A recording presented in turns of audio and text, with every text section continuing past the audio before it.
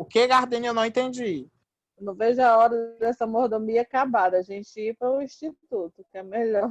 Ai, gente, eu também. Tô com saudade de todos os alunos. Aquela correria gostosa, né, Felipe? Das reclamações, das brigas. Professor, não aprendi! É. Ai, meu Deus. Bora lá. Boa aula, viu? Boa noite, pessoal. Boa E noite. esta é a Boa minha noite. última aula no Instituto Mix, de fato, né? Para quem não sabe, eu estou me retirando, tá, das aulas. E quem vai me substituir é outro professor. Não sei qual é o professor que vai me substituir. Contudo, eu espero que, né, nessas nossas aulas vocês tenham aprendido bastante, tá? Mesmo que teórica, tá certo? Desejo muito sucesso a todos vocês desde já. Gostaria de agradecer a todo mundo que ficou, né? Em especial ao Carlos, que nunca faltou uma aula online, né? Eu que agradeço. Eu acho, Carlos, que você vai ganhar uma batedeira da escola, viu? Porque eu acho que da minha turma de confeitaria, acho que pelo menos todo mundo faltou alguma vez. Eu acho que você nunca faltou aula. Eu acho que você está em um sei lá, como é que fala, para ganhar a batedeira, que vai ter um sorteio, né, para quem não faltou às aulas. Mas desejo muito sucesso a todo mundo, tá? Não desistam da cozinha. A cozinha é difícil, não é fácil, tá certo? É realmente uma rotina para quem gosta de trabalhar. Quem gosta de emprego, não entre na cozinha. Só entre na cozinha para quem gosta de trabalho, porque é trabalho pesado, né? Então, assim, não desistam, tá? A cozinha é realmente um sonho, é libertador. Quem trabalha na cozinha um dia não sai mais, é um caminho sem volta, né? Para quem trabalha na cozinha. E é isso, tá? Eu vou finalizar a minha aula com vocês, falando mais um pouquinho sobre massas, tá certo? Vocês lembram mais ou menos em que aula a gente parou? Deixa eu só ver aqui com o Ian. Um minuto.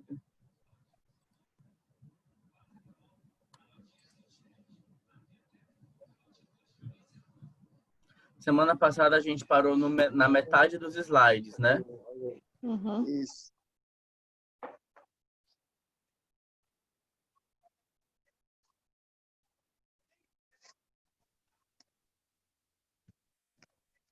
Se não me engano, nós íamos para a... Nós iríamos ver a parte de cocção das massas, se eu não estou enganado.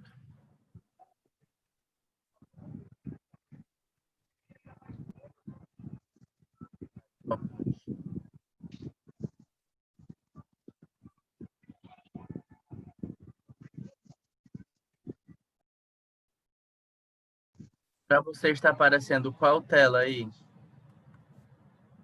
Técnicas e receitas.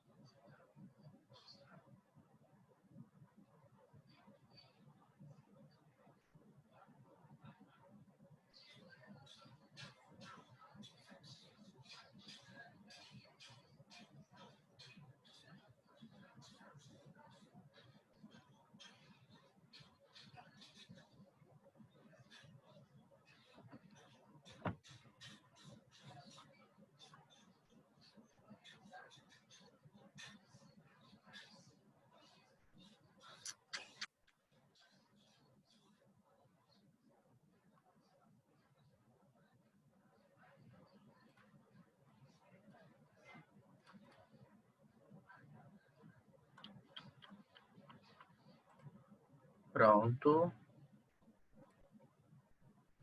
Tá? Técnicas e receitas, tá? Na aula passada,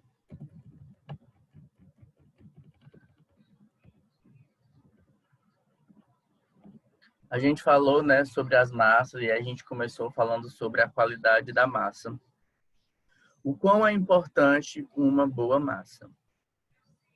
A gente aqui no Brasil, ou melhor, no Ceará, está muito acostumado a ir no supermercado e comprar qualquer macarrão, né? Como se ele fizesse, como se o segredo do macarrão fosse o molho. Mas é muito importante a gente atentar também para a qualidade da massa, né? Então, assim, uma boa massa vai resultar num resultado surpreendente do nosso bolo. O nosso bolo, ó, do nosso macarrão, do nosso, né, seja lasanha, seja qual for o nosso prato, tá certo? Então, toda vez que a gente for pensar em uma massa, a gente deve pensar em um macarrão, em que tipo de molho vai usar, tá? Essa semana eu comi um macarrão que o molho foi feito com caldo da própria carne, né? Então, assim, não há necessidade de excessos de queijo, não há necessidade de creme de leite, não há necessidade de nenhum tipo desses ingredientes. É óbvio que com eles ficam tudo maravilhoso, mas a gente tem também grandes receitas que contêm, né, molhos incríveis sem a necessidade desse tipo de produto, né? Sem necessidade desse exagero, até às vezes de queijo, de lactose que as pessoas colocam nos ingredientes. Então, assim, quem salva, eu sei que muitas vezes quem salva o macarrão é o molho, né? Mas é muito importante a gente pensar na qualidade da nossa massa, tá? Principalmente, eu tinha uma aluna que ela queria montar um negócio no iFood de massas. Então, a gente conversava muito sobre qual massa ela utilizar, a espessura da massa, né? E tudo isso a gente consegue, vocês irão ver em sala de aula essa questão de massas, a espessura da massa e tudo isso bem direitinho, ok? Mas tem a espessura ideal para cada tipo de molho, tem dezenas de tipos de macarrões, espessuras. Tem o concha, tem o penne, tem o espaguete, tem o tagliatelle, tem o fettuccine. Então, assim, é realmente um mundo de massas, né? Tem rondeles, que não são macarrões, mas entra aí no mundo aí das massas, né? Tem lasanha, ok? Tempo de preparo é fundamental, né? Então, o macarrão, ele não deve ser cozinhado ao ponto daquele macarrão mole, né? Então, sempre, em toda a sua vida, o macarrão, ele deve ser al dente, né? Não é aquele macarrão que entra na sua boca e vira tipo uma papa. É bom que a gente tenha esse controle aí sobre o macarrão. Outra questão é observar a embalagem. Nas embalagens, ela sempre contém o tempo de cozimento. Todo macarrão, gente, que eu compro aqui para casa, antes de eu cozinhar, eu olho a embalagem. É muito importante a gente estar atento a essas questões que o fabricante tem a dizer para a gente. Então, assim, seguir o cozimento da embalagem é uma dica fundamental, né? Para que a gente tenha essa textura aí al dente. Macarrões que são papentes, que grudam demais, não são legais, né? Além de quem quer trabalhar com self-service, ele não combina, não fica bom.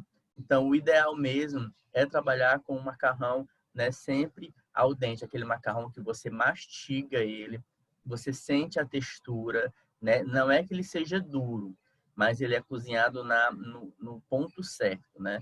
Você consegue ter aquela textura ali, a maciez, mas mesmo assim a firmeza do fio do macarrão, seja ele penne, qual for, tá? O espaguete. Aqui a gente fala sobre a proporção de massa para molho, né? A proporção de molhos para massa também é uma questão crucial que exige algumas habilidades. Os italianos criticariam cozinheiros de outros países que desejam preparar um prato autêntico com uma superabundância de molho. Então, aqui no Brasil, a gente ama molho, né? A gente gosta de molho em todas as carnes, gosta de molho em todos os macarrões, todas as massas, gosta de um bolo super molhado. Tudo a gente pede, né? Bem molhadinho, quero, né? Baião, bem cremoso. feijão verde, né, bem molhado. Então, a gente sempre pede aí por essa questão do molhadinho. Mas isso não é uma característica italiana, tá certo? Os macarrões italianos, eles tendem a ser mais secos. Isso não quer dizer que seja, né, difícil de engolir ou etc, tá? Mas é muito equilibrado ao ponto de você sentir, né, o toque da massa, sentir a textura da massa, sentir o cozimento da massa, a questão do al dente. O molho também super equilibrado, né? Sem nenhum exagero, sem nenhum excesso, ok? A importância do queijo, né? Então, assim, o queijo no macarrão, muitas macarronadas, né, finaliza com parmesão, aquele parmesão ralado dá aquele toque final. Não só o parmesão, mas também como diversos outros tipos de queijos, a gente pode estar usando, né, para trabalhos com macarrão, como queijo, massas em gerais, né? Como queijo mussarela, como queijo emmental, que são queijos que eles derretem mais fácil. Por exemplo, se eu colocar um queijo coalho no macarrão, ele não vai derreter como mussarela ou como parmesão fresco. Então, é preciso a gente ter essa noção, né? De que o queijo, ele entra no macarrão para dar aquela consistência, aquele puxa, aquela liga. E alguns queijos não conseguem ter essa textura. Um dos exemplos é o queijo coalho. Então, bastante cuidado aí quando for escolher o queijo para o cozimento do seu macarrão, para a produção do seu prato, né? Geralmente, o mais utilizado é o queijo parmesão e, de preferência, o parmesão fresco, né? Que ele derrete, além de ter um sabor, né, super particular, um sabor assim magnífico. Outro tipo de queijo muito utilizado para molhos em macarrão é o queijo gorgonzola, também é um queijo show de bola. Existem também outros tipos de queijo, como é o queijo... Esqueci exatamente o nome do queijo agora, tá? Mas é um queijo que ele vem tipo queijo brie, né? provolone. O queijo brie, nossa senhora, é assim espetacular, né? Mas assim, o provolone também dá um sabor magnífico ao macarrão. Então, tudo isso vai enriquecendo as nossas receitas, né? Misturar os tipos de queijo também faz total diferença. Aquele macarrão que eu passei para vocês, que ele é cozinhado novinho, muito interessante, né? Harmonizar ele com queijo deixa muito mais interessante, né? O vinho, ele combina muito com vários tipos de queijo. E aí você cozinhar o macarrão e servir ali com queijo, né? Faz total diferença. É uma combinação muito interessante e aí enriquece bastante as nossas receitas, tá? O choque térmico, tá certo? Então, esse choque térmico usa-se sal na massa logo após levantar a fervura, quando servido tão logo escorrido, na proporção de 2 colheres de sopa para cada 500 gramas de massa. Por uma questão de conveniência, principalmente para grandes quantidades, sem prejuízo na textura da massa, pode proceder da seguinte forma: cozinhar da forma habitual sem sal, escorrer e dar o choque térmico com água fria abundante, previamente acumulado em recipiente de dimensões proporcionais à quantidade de massa, até esfriar totalmente. De um dia para o outro, conservar em geladeira. Eu cheguei a trabalhar em um restaurante que os macarrões a gente deixava no gelo. Ele saía da água quente e ficava um balde com gelo, né? Ele sai da água quente, a gente mergulhava nesse balde de água com gelo. E aí o macarrão esfria rapidamente, de uma hora para outra. E aí a gente consegue barrar a cocção do macarrão. Vocês entenderam? Por quê? Porque eu estou com o meu macarrão cozinhando. Quando eu ainda estou jogando água sobre ele fria, ele não está na temperatura, a temperatura vai caindo aos poucos e a cocção continua. Mas quando eu coloco ele no balde de gelo, a cocção encerra completamente. E aí a gente consegue ter o macarrão no ponto ideal que a gente quer quando a gente prova ele no ponto. Entenderam? Entende? Então, o gelo no macarrão é fundamental. É óbvio que eu não vou fazer isso para um peão, é óbvio que eu não vou fazer isso para um self-service, é óbvio que eu não vou fazer isso para qualquer tipo de restaurante. Mas são técnicas utilizadas para obter a perfeição do fio do macarrão, para obter a textura ideal do macarrão, né? Aquele macarrão maravilhoso, tá? Quem gosta de porcionar macarrões ou pretende ter alguma loja aí de macarrão, sempre, né, no final do cozimento, colocar óleo no macarrão para eles não grudarem, guardar, embalar, tá? Não é necessário colocar óleo no cozimento do macarrão, não existe essa necessidade, tá bom? Eu sei que também nas embalagens pedem para colocar óleo, mas não há essa necessidade de cozinhar o macarrão com óleo. Água e sal é fundamental, tá certo? Depois, só lavar o macarrão, ele tá pronto. Quiser colocar um fio de óleo, qualquer tipo de óleo no final, para eles não grudarem também é muito bom, tá? Deixa o macarrão bem perfeitinho.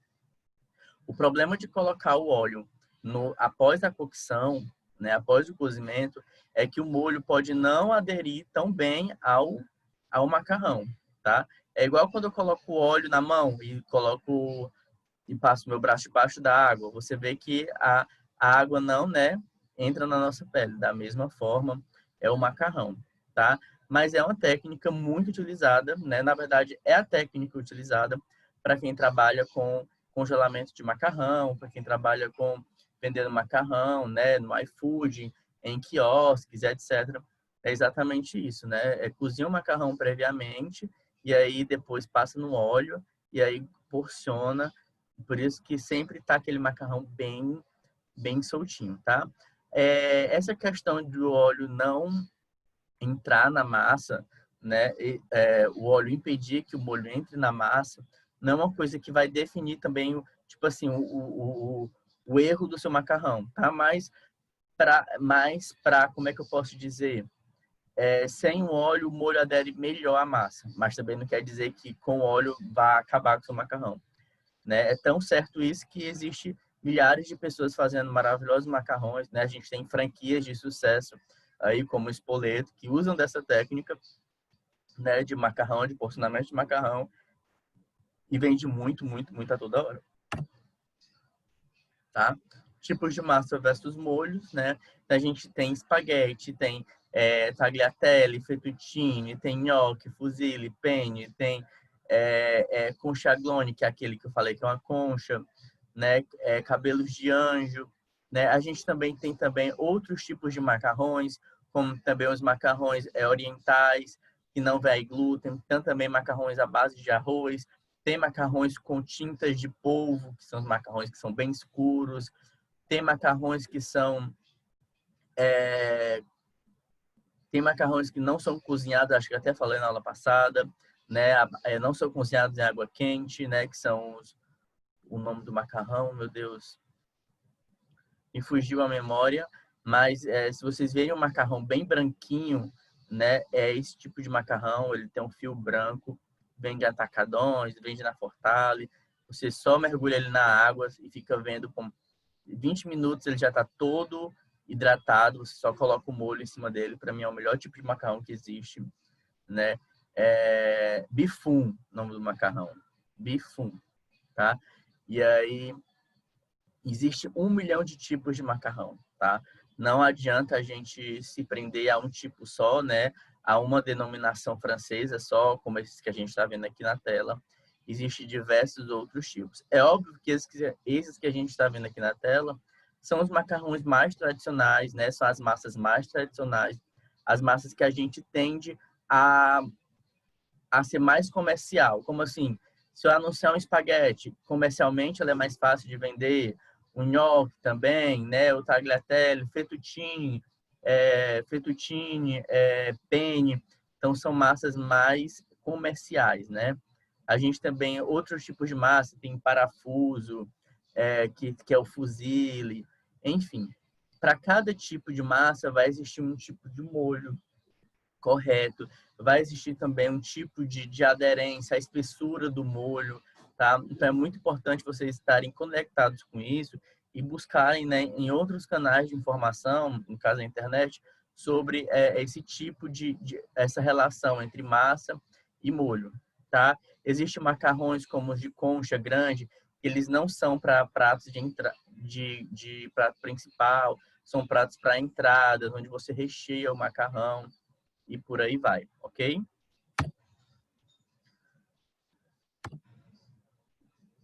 Molho na massa, a gente já falou, técnicas e receitas, tá?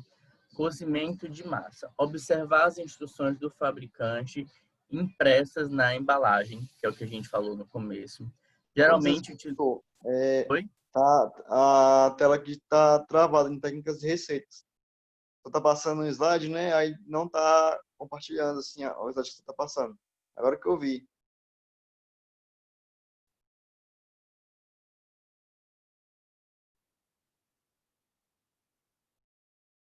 Ok. Ok.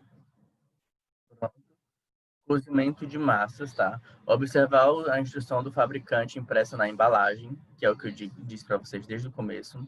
Geralmente, utiliza-se de 4 a 5 litros de água fervente para cada 500 gramas de massa. E nem sempre a gente utiliza essa proporção, né? Porque 500 gramas de massa é um pacote de macarrão. Quem já cozinhou um pacote de macarrão sabe que raramente se usa essa quantidade de água, né? Porque é muita água. Geralmente a gente coloca menos. Mas essa quantidade facilita bem o macarrão para que eles não grudem, para eles que fiquem bem espaçosos dentro da panela, para que eles não grudem no fundo da panela, tá? Então a quantidade de massa melhora bastante o resultado do macarrão. E o macarrão, ele querendo ou não, ele solta muito amido. Às vezes, quando a gente coloca tão pouca água, chega que parece uma papa que fica o macarrão, né? A água. Então é necessário essa questão aí da água, ter água em abundância. Note-se que quanto maior a quantidade de água, melhor o resultado. O tempo de cozimento varia de acordo com a intensidade da chama ou tipo do fogão, o gás ou elétrico. Portanto, devemos ficar atentos ao ponto de cozimento ao dente. Isso aqui é um fato, né? Quando diz na embalagem, cozinha 5 minutos, cozinha por 8 minutos, é muito importante a gente prestar atenção no tempo, na nossa chama, a chama do fogão. E, principalmente, também a questão do al dente, né? Conhecer o ponto correto do macarrão é muito melhor do que você ficar se baseando por 3 minutos, 5 minutos. Então, é muito importante a gente observar e conhecer de fato ele.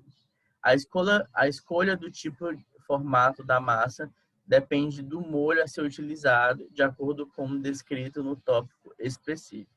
As massas disponíveis no mercado dividem-se basicamente de sêmola, com ovos e grano duro.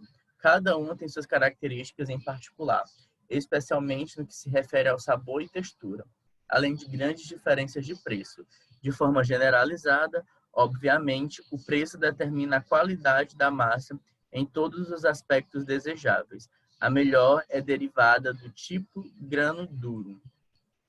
No título Massas desta apostila, encontra-se todas as instruções, sugestões pertinentes à obtenção dos melhores resultados para o cozimento e aproveitamento dos seus diversos tipos. Vocês já pegaram a apostila de vocês?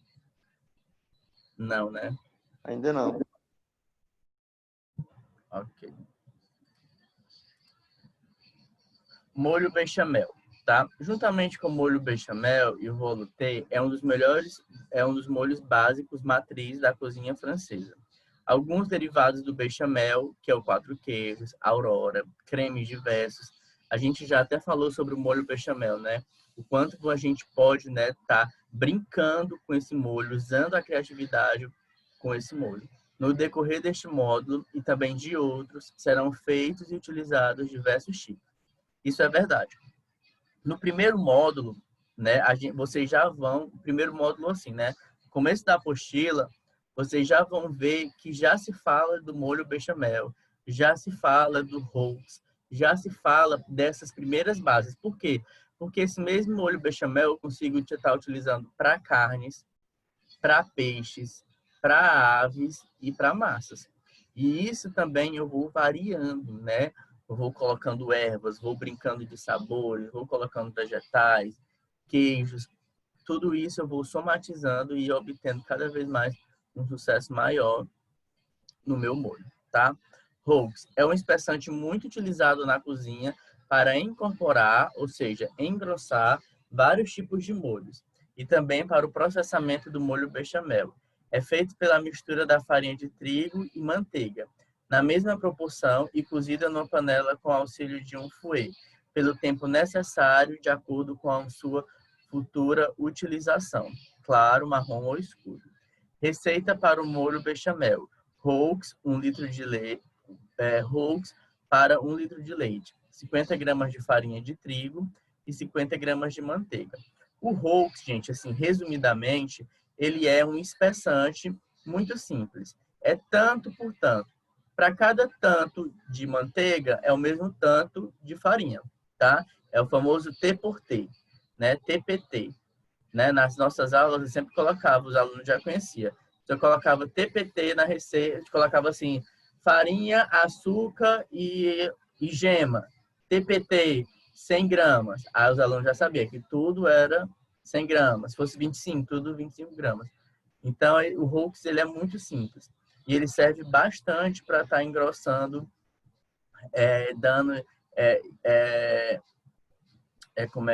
dando textura aos nossos molhos, né? E para cada litro, né, aqui a receitinha, que já fala aqui na apostila, 50 gramas de farinha de trigo e 50 gramas de manteiga. A gente já consegue ter uma textura ideal e maravilhosa para ter o nosso molho bechamel, tá? 3 colheres, 50 gramas de farinha é quanto? 3 colheres. 3 colheres de farinha de trigo, 3 colheres de manteiga, tá? Mas não é uma colher mega cheia, é uma colher razoável, tá? Tudo com equilíbrio.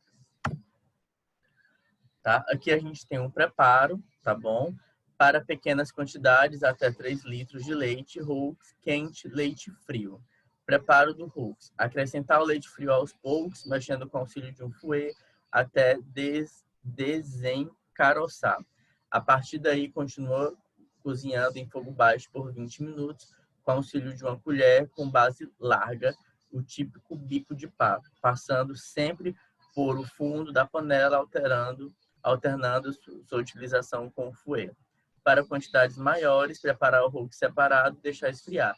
Aquecer bem o leite e acrescentar o Houx aos poucos, seguindo a preparação da mesma forma acima. Cozimento do molho por 20 minutos serve para incorporar bem e também vai haver uma redução, né? Principalmente eliminar o gosto de farinha crua, tá? Não dá certo usar nesse molho o amido, tá bom? O amido, ele dá um brilho excessivo no molho que acaba que não fica interessante, tá certo?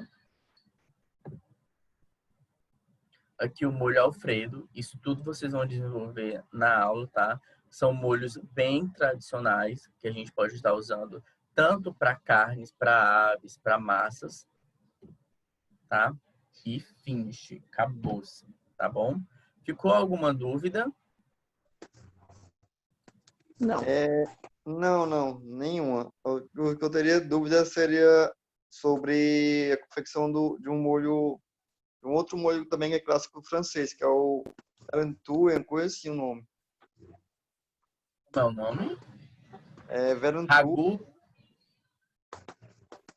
Verantou, coisa assim o nome. É do T, né, não? Depois eu te mando pelo WhatsApp Pronto. o nome e a dúvida. Pode ser? Tá bom. Tá, pode ser. Gente, então a nossa aula se encerra agora, tá bom? Foi um prazer estar com vocês. Próxima semana não serei mais eu, serei outro professor, tá certo? Firmes e fortes, continuem na cozinha, continuem estudando, tá? Para vocês obterem aí o sucesso profissional de vocês. Não só profissional, mas também pessoal, que é o que mais importa, tá bom? Um grande abraço e um grande beijo aí a todos vocês. Muito obrigado por estarem comigo, né, nessa quarentena. Foram 60 dias, 70 dias, não sei. Coisa mais linda, meu Deus, para me dar orgulho. Vou morrer de saudade. Foram 60 dias, 70 dias, sei lá, de aulas online. Foi muito difícil mesmo desenvolver os temas. Nunca tinha passado por isso na minha vida, né? Mas eu agradeço muito a vocês, né? Ao Carlos, que não deixou de faltar nenhuma aula, né? Isso é muito importante para a gente, como professor, né? Nos inspira muito, porque da mesma forma que é difícil para mim estar desse lado, deve ser também difícil para vocês estarem desse lado, né? Cozinhar sem poder ver, sem poder tocar, sentir cheiro, né? Só falar. mas isso é provisório, né? As aulas do Instituto Mix vão voltar dia 20, se Deus quiser, e vocês vão estar cozinhando naquela cozinha maravilhosa. Vocês vão amar a cozinha, totalmente equipada, tá certo? Muito gelada. Vocês vão adorar, tá bom? Pois um beijo e muito obrigado por toda essa paciência, tá certo? Até breve, tá bom? Eu tô abrindo minha loja. Espero que vocês compareçam à minha loja, tá bom? Ela Com vai ser na certeza, vou lhe conhecer lá pessoalmente. Ótimo. Pode se identificar, me chamar lá. Será um prazer. A gente vai ter Ok. alguns pratos italianos na loja. A gente vai ter croissants bem genuinamente franceses. A gente vai ter também pratos croque-monsieur, que é um prato francês, que vai levar molho bechamel. Vocês vão gostar, tenho certeza. Tá bom? Então, muito obrigado por tudo. Ok. Espero que eu tenha passado um pouquinho de conhecimento para vocês através dessa telinha. Certo? Um beijo e Com até certeza. breve. Muito obrigado, que Deus lhe abençoe nessa nova caminhada. Nada. Muito obrigado. Tchau, tchau.